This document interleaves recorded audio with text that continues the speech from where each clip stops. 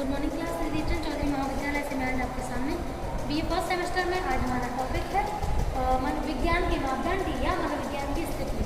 ठीक, तो अगर हमें विज्ञान के रूप में मापना है अपनी साइकोलॉजी को या इसकी वर्तमान स्थिति को चेक करना है तो कुछ पॉइंट हैं जो हमें देखने पड़ते हैं।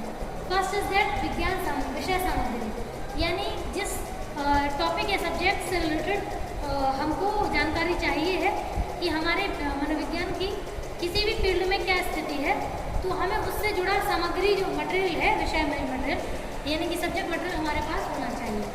सेकंड इज दैट प्रदत्तों का वस्तुनिष्ठ संग्रह, यानी कि जो भी डाटा हम ले रहे हैं या जिससे भी हम डाटा कलेक्ट करें, जिस भी पॉपुलेशन से करें, जिस जगह से करें, उस जगह से पॉपुलेशन का जो डाटा है वो बहुत ही अच्छा लेना चाहिए। मतलब हम उस डाटा में कोई भी फेरबदल ना करें, ना होने दें। ठीक है, जो जैसी स्थिति वर्तमान है, जो भी चीज़ें जैसी वास्तव में वातावरण में देखी जा रही हैं, उनको वैसा ही कलेक्शन उसका किया जाए तो वो हमारा प्रदत्तों का वस्तुनिष्ठ संग्रह कहलाता है। यानी कि डेटा को बिल्कुल ऑथेंटिक फॉर्म में कलेक्ट करना है, यानी कि ऑब्जेक्टिव फॉर्म में कलेक्ट करना। ठीक है, तो ये भी एक ऐसी कंडीशन है जिससे एकदम एज इट इज रिजल्ट निकल के आता है जो वास्तव में वर्तमान स्थिति देखने को मिलती है। ठीक है, तो जो होगी वो नज़र भी आएगी डाटा के द्वारा। नेक्स्ट है विधियों की उपलब्धता। तो आप तो जानते हैं कि साइकोलॉजी अब इतना डेवलप सब्जेक्ट हो चुका है कि साइकोलॉजी हर सब्जेक्ट से रिलेटेड मतलब साइकोलॉजी की हर फील्ड में बहुत ज़्यादा ग्रोथ और डेवलपमेंट हो चुका है ना। तो हमारे पास बहुत सारी मेथड्स भी हैं, यानी कि जितनी फील्ड्स हैं, हर फील्ड को मेज़र करने के लिए उसके लिए मेथड्स भी काफ़ी सारे डेवलप हो चुकी हैं। तो ये बहुत ही अच्छी उपलब्धि है, जिससे अगर मेथड हमारे पास होती है तो हमें मेज़र करने में दिक्कत नहीं होती है। ठीक है, तो मेज़रमेंट टेक्निक हमारे लिए बहुत बेस्ट साबित होती है यदि हम किसी भी सब्जेक्ट को मेज़र करना चाहते हैं। और अगर टेक्निक नहीं होती है तो सब्जेक्ट कितना भी डेवलप हो चुका हो लेकिन उसको हम मेज़र नहीं कर सकते हैं, तो फिर हम उसकी जो क्या बोलते हैं प्रेजेंट सिचुएशन है उसको हम काउंट नहीं कर पाएंगे। ठीक है, कि वो किस दायरे में बैठ रहा है। तो मेथड्स बहुत ही ज़्यादा इम्पोर्टेंट होती हैं। ठीक है, क्योंकि मेथड जो है वो एक तरीके से किसी भी फील्ड की जो ओरिजिनलिटी है उसे दिखाने में हेल्प करती है। नेक्स्ट है ज्ञान का क्रमबद्ध करना। आप तो जानते हैं कि जो भी हमारे पास फैक्ट्स उपस्थित होते हैं उन फैक्ट्स को हमें बिल्कुल एक तरीके से क्या बोलते हैं एक जगह क्रमबद्ध करना होता है। उससे हमें ये हेल्प मिलती है कि हमारे पास जो भी ज्ञान है उसमें कमी कहाँ कहाँ है ना। क्योंकि अगर कमियाँ होती हैं तो हमें बहुत मतलब एक तरीके से सब्जेक्ट को और बढ़ाने में और ऊपर रखने में हेल्प मिलती है। अगर मान लीजिए हम सब्जेक्ट को मतलब पूरा क्रमबद्ध नहीं करें तो समझ भी नहीं पाएंगे कि वास्तव में कमी कहाँ है। ठीक, और चीज़ें सही रूप में कहाँ चल रही हैं, तो ये चीज़ें हम नहीं समझ पाएंगे। ठीक है, नेक्स्ट है हमारा प्रगतिशीलता। आप तो जानते हैं कोई भी विषय की अगर वर्तमान स्थिति में अगर वो प्रगति कर रहा है तो उसके अंदर प्रगतिशीलता वाला पॉइंट देखने को मिल सकता है। लेकिन अगर मान लीजिए जो जहाँ शुरू हुआ था आज से 100, 200, 300 साल पहले जो सब्जेक्ट जहाँ शुरू हुआ था उसमें ना तो कोई नई नई रिसर्चेज हुई, ना कोई मतलब आगे कुछ उसमें चेंजेस हुए, तो वो चीज़ें प्रगतिशील नहीं हो पाई।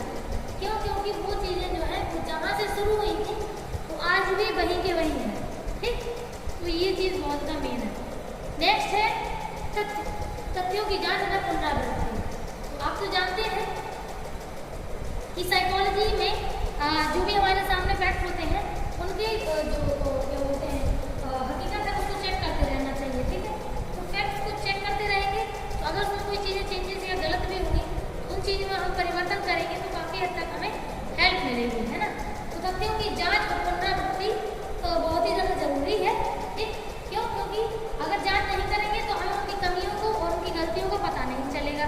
क्योंकि आपने तो देखा होगा जैसे कोई भी एक थ्योरी अगर आती है तो बाद में लगातार एक के बाद एक थ्योरी आती रहती है। ऐसा क्यों होता है? क्योंकि वो हर थ्योरी जो है वो एक दूसरे थ्योरी को कंप्लीट करती है और कुछ नया देने की कोशिश करती है और कई थ्योरी दे भी देती है। इससे क्या होता है, इससे उसमें जो चेंजेस रहते हैं उससे हेल्प मिल जाती है उस थ्योरी को और उस सब्जेक्ट को फील्ड को आगे बढ़ाने में। नेक्स्ट है नियंत्रण। आप तो जानते हैं कभी भी हम कोई भी रिसर्च करते हैं तो विदाउट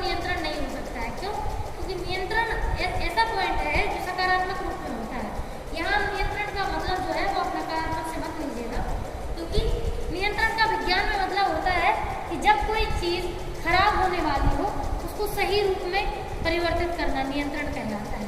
यानी कि कोई चीज़ अगर सही परिणाम देने से चूक रही हो तो हमें उसे सही परिणाम देने के लिए तैयार करना पड़ेगा, उसे नियंत्रण कहते हैं। इससे गलत इम्पैक्ट या गलत रिजल्ट नहीं मिलता है। ठीक, नेक्स्ट है भविष्योक्ति। आपको तो मालूम है कि अगर हम कोई भी प्रॉब्लम प्रेजेंट में सॉल्व कर रहे हैं, अगर हम उस प्रॉब्लम के सॉल्यूशन का प्रयोग भविष्य में नहीं कर सकते तो फिर हम भविष्यवाणी नहीं कर पाएंगे। भविष्योक्ति यानी कि भविष्य के लिए सहायक कब होगा, जब उसमें भविष्योक्ति का गुण होगा। यानी कि कोई भी समस्या या समस्या का समाधान, दोनों ही चीज़ें यदि अगर वर्तमान में उपयोगी है तो भविष्य में भी उपयोगी हो तो उससे हेल्प मिलती है ना, प्रॉब्लम को आगे खत्म करने में। तो ये पॉइंट तो ऑब्वियस है, ज़्यादातर चीज़ों में देखने को मिलना ही चाहिए। नेक्स्ट है प्रायिकता। अगर कोई चीज़ एक बार स्टार्ट हुई तो एक बार हमने उसे एक तरह सॉल्व भी कर लिया, तो अगर भविष्य में वही चीज़ आएगी और अगर उसी सॉल्यूशन से उस चीज़ को सॉल्व कर सकते हैं, इसका मतलब है उस विधि की प्रायिकता अधिक है। प्रायिकता होने से हमें चीज़ों में हेल्प मिलती है। नेक्स्ट है तथ्यों का अनंत अन्वेषण। यानी कि जब भी एज अ साइकोलॉजी की अगर हम बात करें, एज अ साइंस, तो जो भी तथ्यों की मतलब खोज करते हैं, आप तो जानते हैं कि चीज़ें उतनी सीमित थोड़ी ना है, चीज़ें अपार हैं, अनंत हैं। बस आपके ऊपर डिपेंड करता है कि आप कितना खोज रहे हैं। ठीक, अगर कोई डाउट हो तो बताइएगा। Thank you.